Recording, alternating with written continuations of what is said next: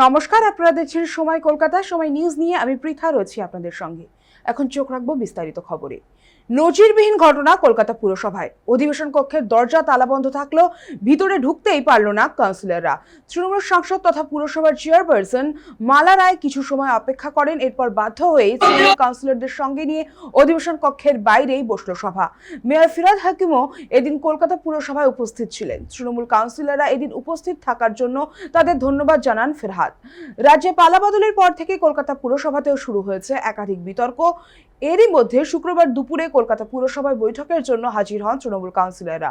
উপস্থিত ছিলেন পুরসভার চেয়ারপারসন মালা রায়, মেয়র ফিরহাদ হাকিমরা। কিন্তু পুরসভায় দেখা গেল চূড়ান্ত নাটক।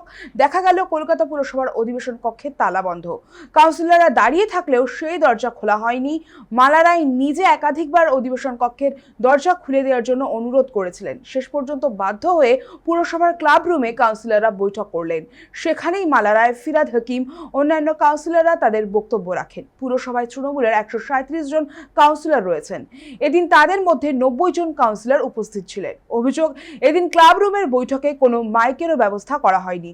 খালি গলাতেই তারা বক্তব্য রাখেন।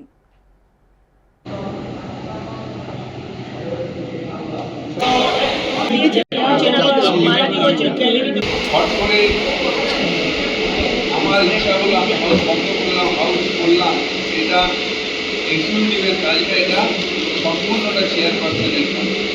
সুতরাং এক প্রক্রিয়ে চেয়ারপারসনকে যখন চলতে হবে, মেয়রকে চলতে হবে। তাই আমি এই যে আজকে যা পরিস্থিতি হয়েছে অত্যন্ত দুঃখের, অত্যন্ত অপমানের। বর্ষার এখন সেটিং শুরু হয়। কালকে যদি জল জমে কে দায়িত্ব? ইমার্জেন্সি কাজ ঠিক মতো হচ্ছে না। কালকে ইমার্জেন্সি কাজে যদি অসুবিধা হয় কে ঠিক হবে? কলকাতা একটা বিপর্যয় হয়ে গেল। যদি আমাদের ইলেকটেড প্রতিনিধি বা ইলেকটেড বোর্ড, ইলেকটেড মেয়র পরিষদ, এটা যদি আপনারা না মানেন, তাহলে আলটিমেটলি দায়িত্ব নেই। এটা একটা কনস্টিটিউশন বা অ্যাক্ট ক্রাইসিস হয়ে দাঁড়াচ্ছে। তাই আপনাদের সবাইকে অভিনন্দন জানাই।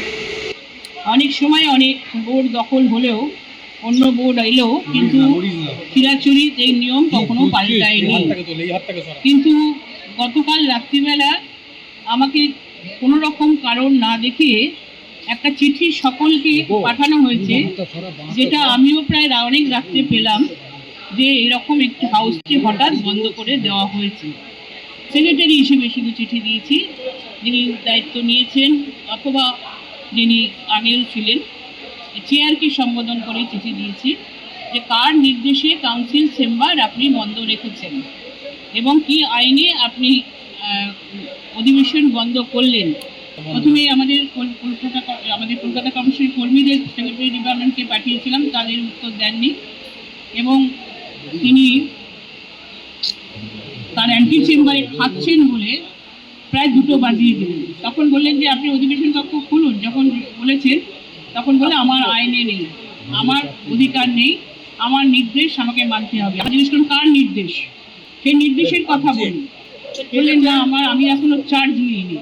আইনও চার্জ নিয়ে তাহলে আপনি চেয়ারে বসে অ্যান্টি চেম্বারে আপনি খাচ্ছেন কী করে? আমার এই কাউন্সিল চেম্বারের পাশে যে কাউন্সিলর ক্লাব রুম, সেখানে আমরা এই মুলতবি প্রস্তাব সঙ্গীতা দাস যেটা এনেছে সেটা আমরা আলোচনা করলাম। বক্তব্যের পক্ষে বিপক্ষে যারা আছেন তারা বললেন, কিন্তু সকলেই সমর্থন করেছেন এখানে যারা উপস্থিত ছিলেন। এবং শুধু তাই নয়, আমরা এই মুলতবি প্রস্তাব দিয়ে আজকের অধিবেশনটি সংক্ষেপে শেষ করতে বাধ্য হলাম। দিনের শেষে পুরো পরিষেবা এমন একটা বিষয় যেটা ডেইলি অ্যাক্টিভিটিস, সেটা যদি হ্যাম্পার্ড হয় তাহলে তার প্রভাব কি খুব ভালো পড়ে? আজকে ধরুন হাওড়ার বুকে যে রেজাল্ট আমাদের দলের খারাপ হচ্ছে, তার পিছনে তো দীর্ঘদিন ধরে একটা বার্তা ছিল যে পুরো পরিষেবাটা নির্বাচন না হওয়ার জন্য সেখানে ঘাটতি হয়েছে। আর যেখানে নির্বাচিত বোর্ড রয়েছে, কিন্তু এখনো তো পুরো পরিষেবা এই পৌর বোর্ড দিচ্ছে, তাহলে এত তড়িঘড়ি করার কি খুব প্রয়োজন ছিল? কলকাতার মানুষ যারা এই পরিষেবাগুলো থেকে বঞ্চিত হচ্ছেন, কারণ পুরসভায় যদি মাসিক অধিবেশন না হয় তাহলে কিন্তু আইনি সংকট তৈরি হবে। As per the Kolkata municipal corporation act 1985 তৈরি যারা করছেন, কলকাতার মানুষ তো সবটাই দেখছেন, মানুষের উপরে মানুষকে এত বোকা ভাবার কোনো কারণ নেই। একজন সচিব এইভাবে হাউস পোস্টপন করতে পারে? নজিরবিহীন ঘটনা। এই পুরসভায় যে পদ অলঙ্করণ করেছেন দেশবন্ধু চিত্তরঞ্জন দাস, যেই পদ অলঙ্করণ করেছেন নেতাজি সুভাষচন্দ্র বসুর মতো মানুষ, সেই পুরসভার একটা লেগাসি আছে, একটা ঐতিহ্য আছে, এটা যেন আমরা কেউ করে না।